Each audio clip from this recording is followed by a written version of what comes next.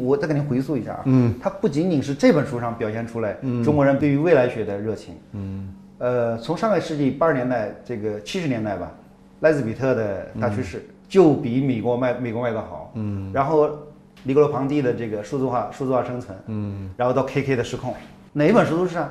因为突然在一本书里面体现了他认为的所有的知识，寻找一个单一结果、单一答案的方式。对于赫拉利的这种热捧，其实都是这种力量在驱使，他就有点求神问佛的那个意思。就是我告诉你是什么，你就这是你的答案。他不强调批判性的思维，对批判性的思维是不够的。我突然想起他是为什么让我不舒服。他某种意义上看起来很庞杂，但他其实提供了一套有点封闭的历史观的。对，它不是因为历史本身是开放的嘛，因为我相信历史是开放性。对。但是开放性对于很多人来讲是太难以接受了，这个事情太麻烦了。对，一个封闭性的线对它是很重要的，对很多人。用赫拉利的观点来说，我比较认同的就是，技术的高速发展，它解决了很多。就所谓的那个无用之人的基本需求，也就是就像那个超级玩家嘛，对，就可以沉迷在那个世界里面，在那个世界里面，对，它满足了一大部分的需求，在你的世界里面可以定义，你可以玩各种游戏，然后你在里面你说了算，其实现在已经差不多发生了，对，它已经发生了，在那个巨大的这个技术推动的这个浪潮下，那一批人就变成了无用之人，他只是负责消费的，他也不创造。而且超级人变得更强了，然后技术的赋权和赋能让那些人变得更强。赫拉利这个事情这种暗合是契合了他这种东西。倘若你对于未来学的谱系有所了解，你会发现奈斯比特的所有预言之前都有人做出阐述，但奈斯比特的判断更绝对，语言更通俗。他知道如何将杂乱无章的信息拼接在一起，创造一些朗朗上口的新词汇，然后用动情的不容置疑的口吻大声讲出来。他传递的不是思想，而是概念。他不鼓励你展开独立思考，而是要让你有原来如此的顿悟。 As a historian, most of the insights you gain by looking at how things changed in the past. But then once you understand the mechanism of change, you can use this understanding to try and say something about the future. How do you evaluate your own visionary capability? I hope they are good. I think history is really the study of change. Yeah. Historians, their speciality is to study how things change in the world. I mean, it's so funny or very paradoxical. You're trained as a historian, but people ask you like you are a prophet about future. So how do you think about it? Now, of course, and I try to clarify it, but people don't always want to listen. I try to clarify it that I'm not a prophet. I'm not making predictions. Nobody knows what the world would be like in 30 or 50 years. It's impossible. Now, many people read your books because they want to survive in the future. Yes. It's become a new social Darwinism. So how do you react to it? I mean, they are reading. Well, you know, this is one of the problems of writing books and being an author, that you have no control of the way in which people read your books. Yeah. And I see in many cases, like I write a passage in an ironic tone. For me, it's obvious that this is irony. And I think everybody who reads it will understand. I don't mean it seriously. It's just an irony. They didn't get it. And they don't get it. I mean, they read it in a completely flat and serious way. And they understand exactly the opposite of what I intended. So when you were on the stage, you talk about this, so you feel strong alienated from the reality? So it sometimes happens with some people, and you just have to accept that. I mean, there is no way to write something that people will always understand. You think about, I don't know, say the Bible. So you have Jesus coming and telling his disciples, if somebody slaps you on the cheek, turn the other cheek. And you should have only love for all people.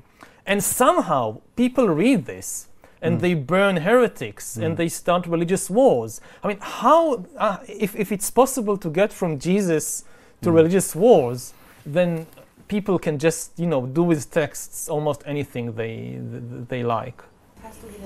Okay. I mean, again, I don't try to predict the future. I try to point out different possibilities, and I hope that, like Huxley, I'm offering an interesting vision. Yeah. Okay. Do you mind people call you guru? I don't like it, but I have no control over them. Okay. Hope to see you in Israel. Maybe we are maybe plan to go there to see you there, Israel. Yeah. Thank you. It was a very interesting. It's not the usual question. Yeah, we should talk more. Maybe next time. Okay. Take care. You too.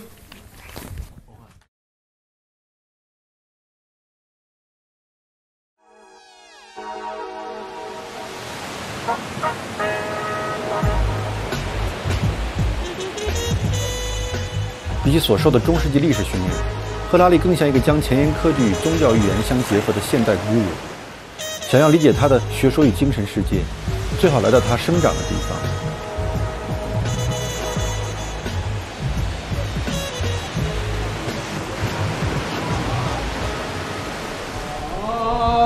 爱你中国，我爱你中国。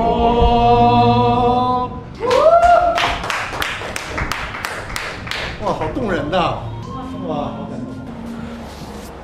来这里吃饭的以色列人多吗？犹太人？阿拉伯人根本上就没有，但是犹太人很多。我有几十年的客人，几代人都在我这里吃饭。当时79年来说，这里危险吗？这里问题多吗？以色列一直都有问题。到今天为止，昨天为止都有问题。这个阿拉伯世界的冲突，几次以色列的战争我都在这里。1982年就是打黎巴嫩。对。那个时候打黎巴嫩的时候，很多人美国来的、其他国家来的犹太人，他们在街上里被挡，以后就有车子把他们送走，送到前线去。我问他们我自己愿意来的。这边也有自杀性爆炸嘛？很多，这个我亲眼看到的。在哪里？什么样子？这里39号。39号。这旁边那里。晚上也是爆炸了，他2个公交车啊。他等那个公交车到站的时候，这个公交车到站，那个恐怖事件引爆，2个公交车的人死伤很多人。他爆了以后，还有第2个人看到你们很多人在这里，第2个人进来爆了。什么时候爆炸最严重啊？一直都有。我们都已经怕。现在是少一些了，是吧？没有了，根本上没有。现在没有了。就因为建那个墙，是不是？是，很有效，是吧？有效。但是巴勒斯坦人就很愤怒嘛，建这个墙，把人与人之间都分开了。以前有现今记载的时候是犹太人的地方。后来犹太人2000多年的时候，他们这人就散掉了。逃到全世界的地方去了。以后阿拉伯人进来这里，生活了1000多年，他们也是当这里是他们的一辈子，他们的家。所以我觉得应该有和平的一点，大家都应该互相体谅一下。大家互相残杀，这不是一个好的解决方法。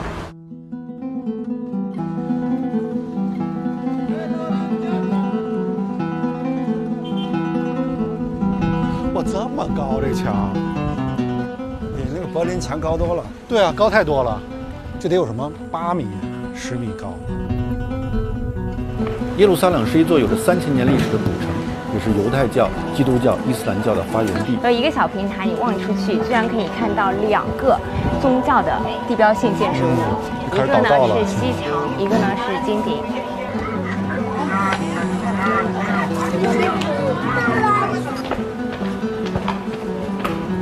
与耶路撒冷相距1小时车程的特拉维夫，却是一座引领世界科技的现代都市。我相约赫拉利在这儿再次见面，我很好奇，如此复杂的环境对他的影响是什么。Hi, see you again. Hello. Hi, see you again. See you again. Hey, how are you? Hi. Nice to meet you. So where to go? We need the car. Yeah, we are ready. Yeah, please. You know, I just traveled from Jerusalem, the old city. You see the different culture, different religion, and I mean very mixed culture, and lots of burden from history. Is there a kind of Israeli mentality? Could you Describe it. As a tourist, maybe you go there, oh, it's very interesting, or you see all the old places, or this is where Jesus was, and so forth. But you live there, the amount of hatred in that place, it's like a nuclear reactor of hatred. You know, religion can be a wonderful thing, but when you live in Jerusalem, you realize that it can be a terrible thing. Yeah. How much hatred and anger. Ideally, a temple or a religious place is a place where you go in order to experience peace and harmony. If you go to a temple and you experience hatred and anger, then this is a dysfunctional temple. It's not working, you know. It's like going to a hospital and getting back even more sick. So Jerusalem for me is a dysfunctional temple.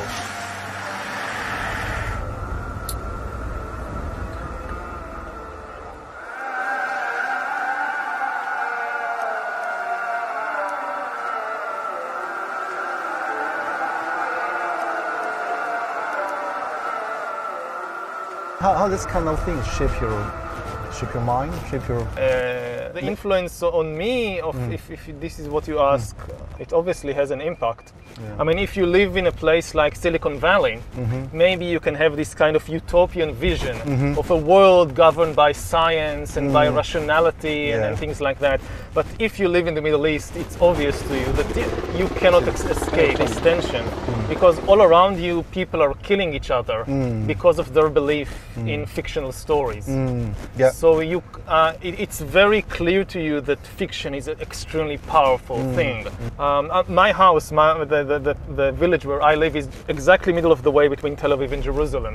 On the one hand, I'm very connected to this world of Tel Aviv. Yeah, modern technology, modern technology, high tech, all that. And on the other hand, very connected to Jerusalem with all the religion and mythology and especially this is why I think much of my writing and scholarship is about this tension between the modern world of the 21st century and artificial intelligence and all that, and on the other hand, the still great impact of all these mythologies and fictional stories and religions. When did you notice the tension? When did you notice the hatred of religions and I think only when I left Israel and I went to do my PhD in Oxford, then I realized how much tension there is in the place. Or, you know, when you're born into it, you think, well, this is how the world is. And only when you go out, you realize, no, this is not how the world is. 为了更充分理解这个国家与赫拉利，我约了几位当地人闲聊。我的朋友王石正在以色列游学，他与我一同前往。007那个谍战片那个对。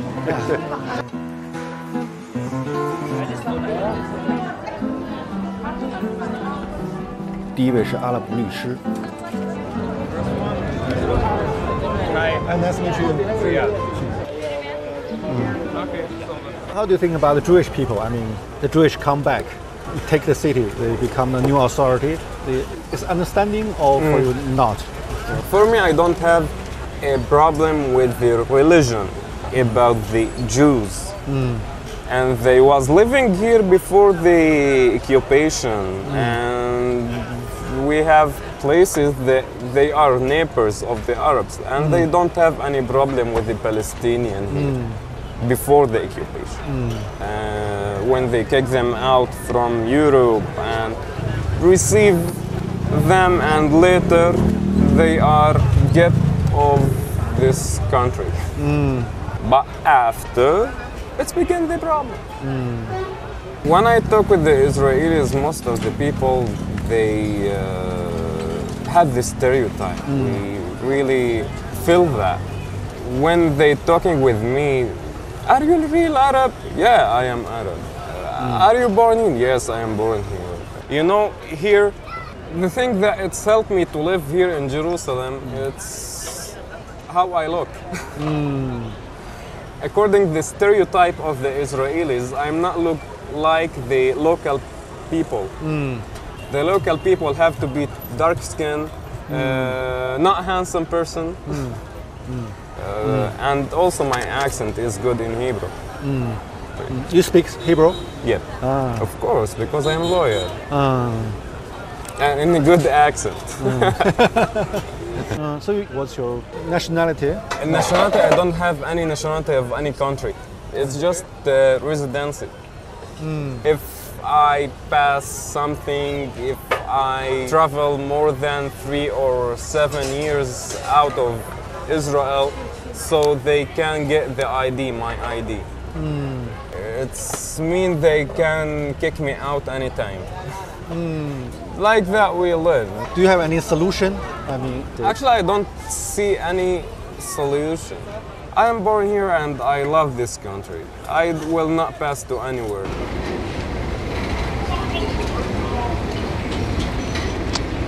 forgot a car. Oh, Oh, it's okay. it's okay. It's okay. When did you arrive? It's a, When did you come to Israel? 2 days ago. Oh, 2 days ago. So you've been around. Yeah, spent 1 day in Jerusalem and here. Yeah, come here. Yeah. And you're much more relaxed than in China. Me? Yeah. Yeah, because in China you run around from here Yeah, to yeah, there, yeah. and here Too it's many like, things. Yeah. Oh, what nice view. You want some water? Yes, Some water would or- be nice.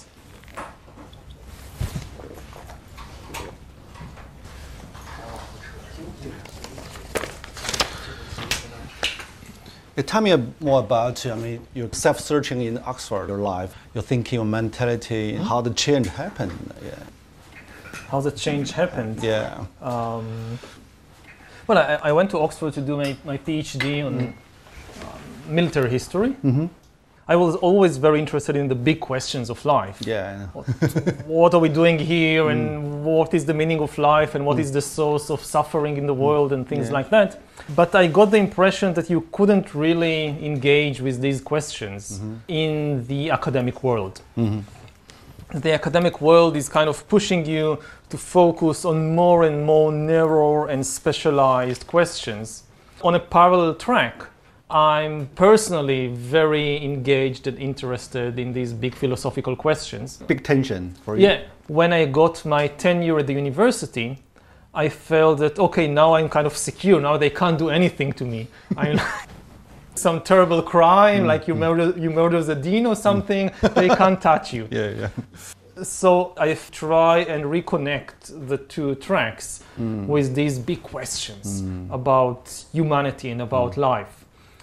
I guess it was luck had something to do with it, but it was very successful. In the 20th century, there are some historians also ask big questions like Arnold Toynbee, H.G. Wells. How this kind of tradition shaped you? Influenced me. Yeah. Well, the biggest influence on me, I think, was from Jared Diamond. Jared Diamond. He was a specialist in birds. Yeah.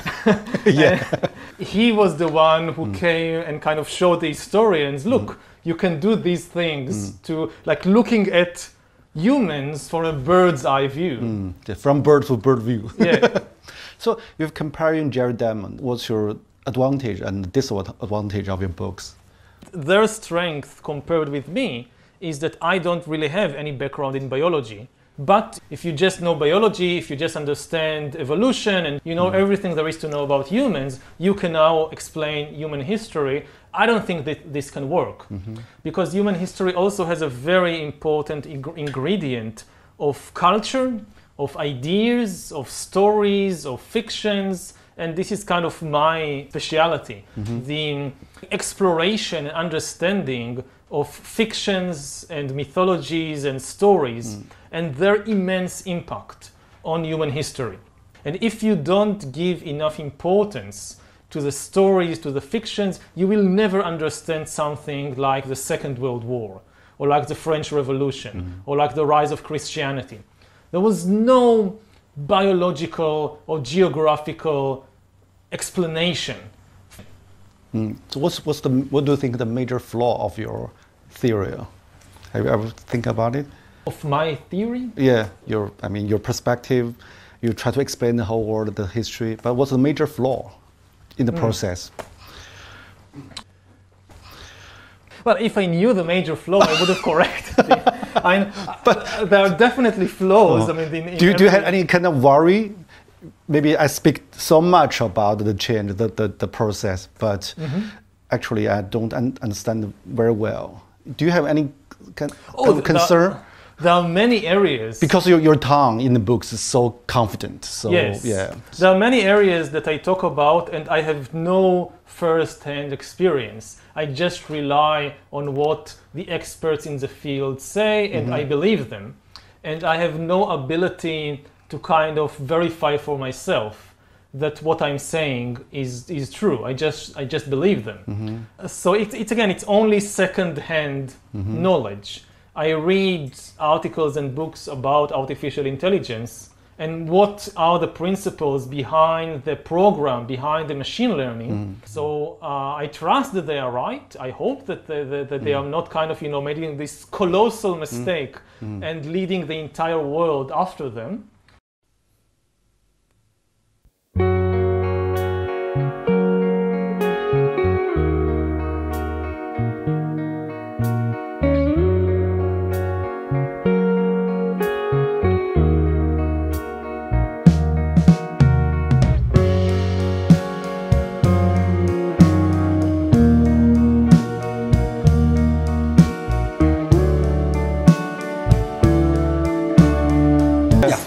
Okay, come, welcome.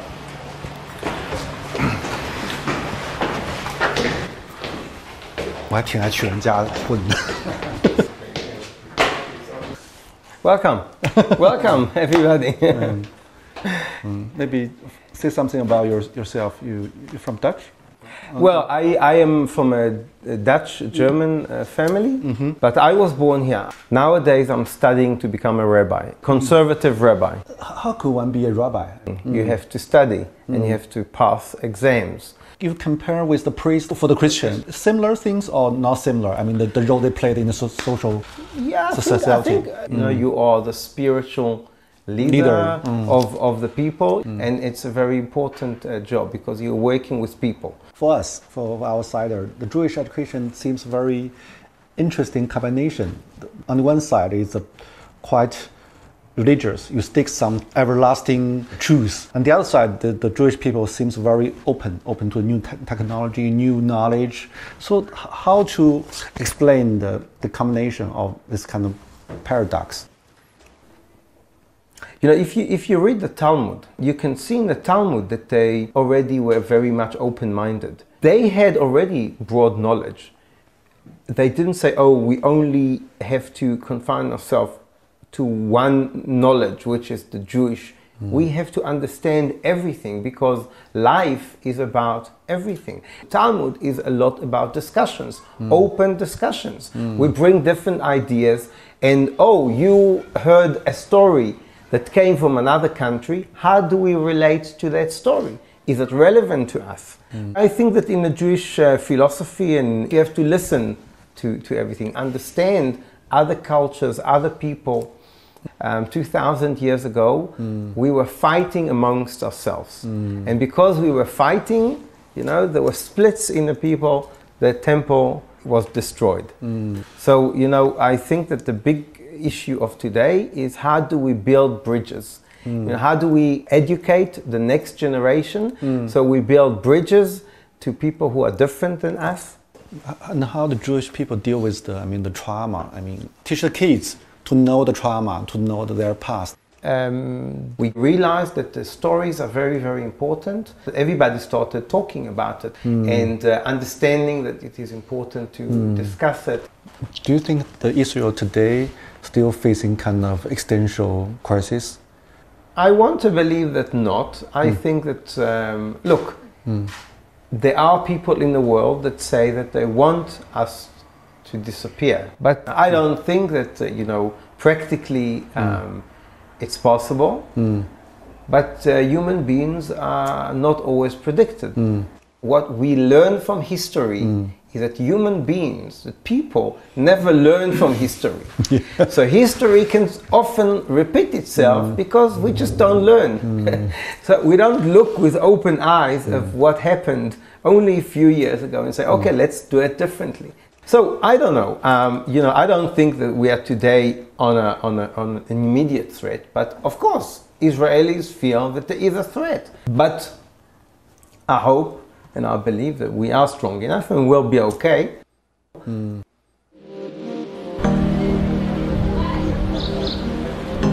在以色列，宗教深入人们的生活，不同教派主张各异。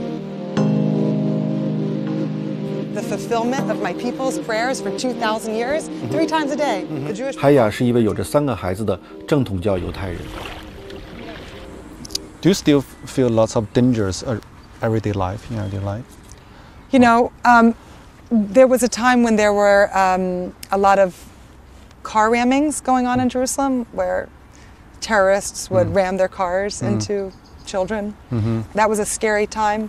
My kids would go to school in the morning and I would literally cry with fear. That's not been happening in the past couple of years, so it's a quieter time right now. So I don't feel fear. I let my kids roam around freely.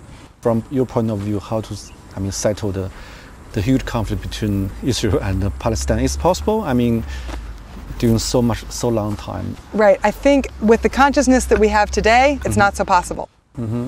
We need to be doing that work on ourselves personally and inside of ourselves. You know, I'm a therapist. I do couples workshops, where it's about working on communication. So I think we need to be communicating more with our enemies and working through it via communication. If the city is a patient, yeah. How to describe the psychological problem or maybe mental disorder for the city? You know, it's interesting we're having this interview today. Today is the National Day of Mourning. There's all sorts of things that we do today to enter into a consciousness of mourning for all of the pain of the world. 2,000 years ago, our people had senseless hatred. We hated for no good reason. We hated our brother, we hated our cousin, we hated. And for that, our national story goes, our temple was destroyed and the Jewish people were dispersed all over the world because we could not love each other. That's our psychological ailment, is hate. And so the fixing of that is going to be love. It is love, senseless love. What does that mean and how do we do that is a whole other question, but I think just having that awareness, and we're trying to learn how to love senselessly. Wow.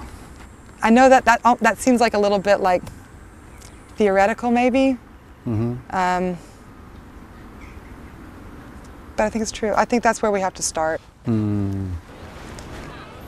So in your book, you also mention about the global meaning crisis. Actually, people don't know who they are and they lost identity.